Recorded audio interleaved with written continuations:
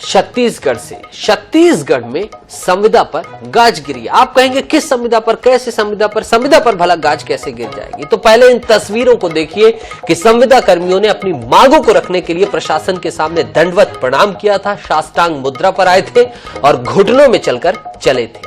छत्तीसगढ़ में नियमित करने की एक सूत्री मांग को लेकर अनिश्चितकालीन हड़ताल पर संविदा कर्मियों पर शासन ने बड़ी कार्रवाई कर दी। इन कर्मियों पर जिन्हें आप तस्वीर देख रहे हैं, कार्रवाई करते हुए बीजापुर के हड़ताली 211 कर्मचारियों के खिलाफ शासन ने सेवा समाप्ति का आदेश दे दिया है कि अब आपकी सेवा समाप्त कर दी जा रही है। सेवा से हटाए गए कर्मचारी नेशनल हेल्थ मिशन के तहत नियुक्त किए गए थे। बीजापुर के कलेक्टर राजेंद्र कटारा ने इन कर्मचारियों की बर्खास्तगी का आदेश जारी कर दिया है। बता दें कि संविदा कर्मचारी 5 जुलाई से राजधानी के प्रदर्शन स्थल तूता रायपुर में धरना दे रहे थे। शासन ने एस्मा लागू करते हुए हड़ताली कर्मचारियों को काम पर लौटने की चेतावनी दी थी, लेकिन इसका कर्मचारियों पर कोई प्रभाव नहीं पड़ा, लिहाजा कार्रवाई की शुरुआत की गई। शासन ने हर विभाग से संविदा और अनियमित कर्मचारियों की जानकारी मंगवाई है, जिसके बाद से यह चर्चा है कि इन्हें शीघ्र ही नियमित करने की घोषणा की जा सकती है। कहा तो यहां तक जा रहा है कि 15 अगस्त को मुख्यमंत्री भूपेश बघेल नियमितीकरण की सौगात दे सकते हैं, लेकिन संविदा कर्मचारी जब तक मांग पूरी नहीं हो जाती तब तक अपने आंदोलन को जारी रखने की चेतावनी दे रहे हैं।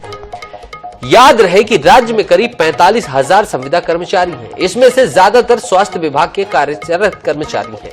इनके आंदोलन से काम प्रभावित भी हो रहा है, संभवतः इसलिए शासन ने एस्मा लगाते हुए कार्रवाई की है। 121 कर्मचारियों की सेवा समाप्त कर दी गई है। अब देखना होगा कि क्या इनकी सेवा बहाली की जाती है, सेवा बहाली करके इन्हें पुनः संविदा कर्मचारी के रूप में रखा जाता है, या फिर सभी कर्मचारियों की मांग को सुनिश्चित करते हुए प्रशासन, शासन, छत्तीसगढ़ शासन इन्हें नियमितीकरण करने का तोहफा दे सकता है, इनकी एक सूत्री मांगों को मान सकता है, ताकि ऐसा दृश्य दोबारा सड़कों पर देखने को ना मिले जहां घुटनों के बल चलते हुए कर्मचारी, स्वास्थ्य कर्मी नजर आ रहे हैं। साष्टांग की मुद्रा में, दंडवत की मुद्रा में स्वास्थ्य कर्मी के साथ ही तमाम संविदा कर्मचारी नजर आ रहे हैं।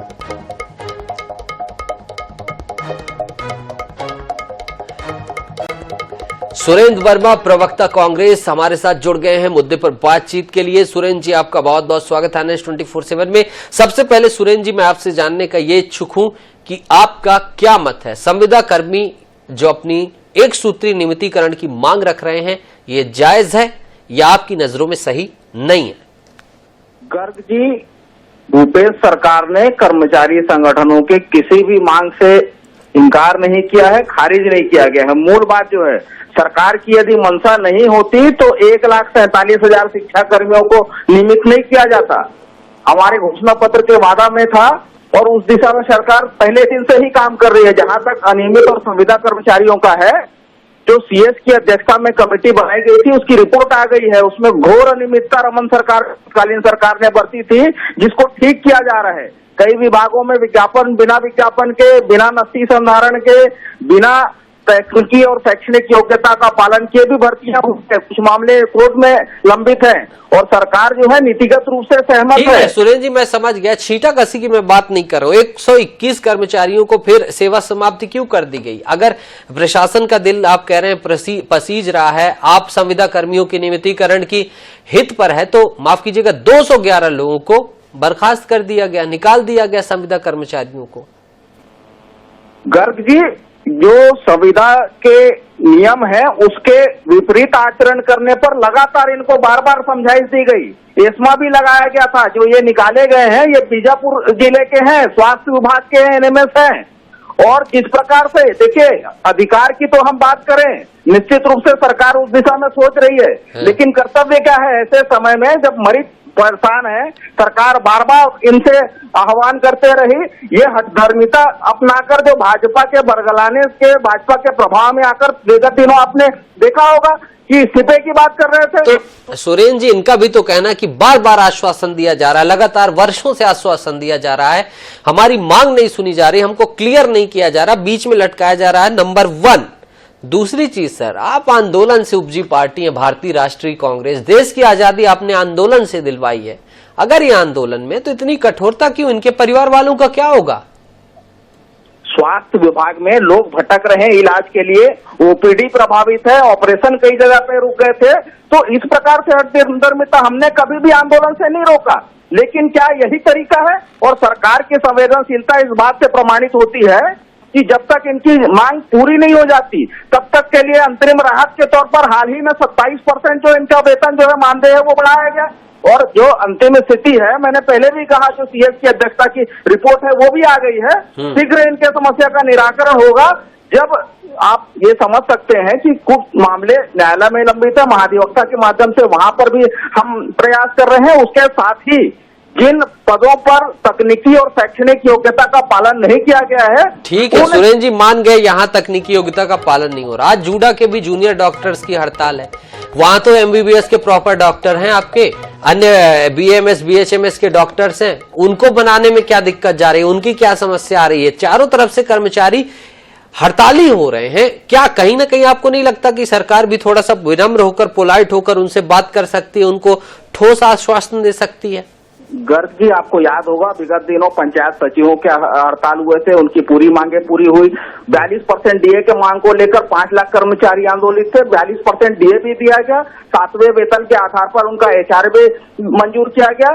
तमाम मांगों पर पटवारी आंदोलित थे, उनकी मांगे भी सुनी गई। आंगनबाड़ी कार्यकर्ता, सहायिका, रसोईया। ठीक है सुरेंद्र जी, संजय श्रीवास्तव जी जुड़ गए भारतीय जनता पार्टी से। चलिए आपके सवालों का, आपके जवाबों का सवाल के रूप में उनके सामने रख देता हूं। संजय जी, बीजापुर से 200 से ज्यादा की संख्या में कर्मचारी निलंबित किए गए स्वास्थ्य विभाग के संविदा कर्मी, आपका क्या कहना है, सही हुआ? और आपके कांग्रेस के प्रवक्ता कह रहे हैं कि ये सब आपके शह में हो रहा है, आपके षड्यंत्र के तहत हो रहा है, आप नहीं चाहते कि सुचारू रूप से स्वास्थ्य व्यवस्थाएं चलती रहें।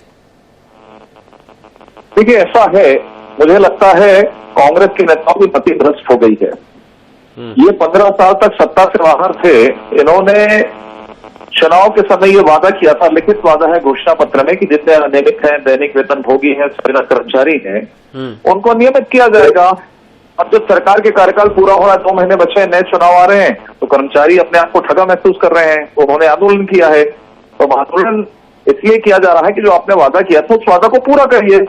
तो अब वादा पूरा करने की जगह कर्मचारियों की बर्खास्तगी कर रहे हैं। संजय जी, सुरेश जी ठोस तर्क दे रहे हैं कि भाई हमने शिक्षा कर्मियों को नियमित कर दिया उनका, और अन्य कर्मियों का, किसी का डीए हमने बढ़ा दिया, पंचायत कर्मियों का ये कर दिया, वो कर दिया।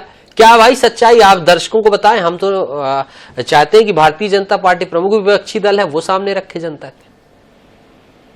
देखिए, ये बोल रहे हैं या मैं बोलूं बीच में? सीधी सी बात है कि आपकी सरकार है, कर्मचारी क्यों आंदोलनरत है? आप बात करिए ना, क्यों आपने वादा किया था वो वादा खिलाफी कर रहे हैं? तो वादा पूरा करना है इसलिए आंदोलन में बैठे, आप उनकी नौकरी छीन रहे हैं, उनके परिवार को वो कर रहे हैं। कोई परिवार एक आंदोलन के घर में बैठे थे। ये दबाव की राजनीति नहीं चलेगी। कलेक्टर समझ लें बीजापुर के इस चैनल के माध्यम से इस तरह की नेतागिरी बंद करें कलेक्टर। जब प्रशासन शासन ने जब चुनाव के समय वोट चाहिए तो आप वादा करते हैं, और जब आप सरकार में आ गए तो आप वादा खिलाफी कर रहे हैं। ठीक है सुरेंद्र जी से जवाब ले लेता हूं। सुरेंद्र जी, संक्षिप्त में जवाब चाहूंगा। गर्ग जी, भाजपा का चरित्र है वादा खिलाफी। 15 साल छत्तीसगढ़ के कर्मचारी और छत्तीसगढ़ की जनता भाजपा के कुशासन को भी भोगा है।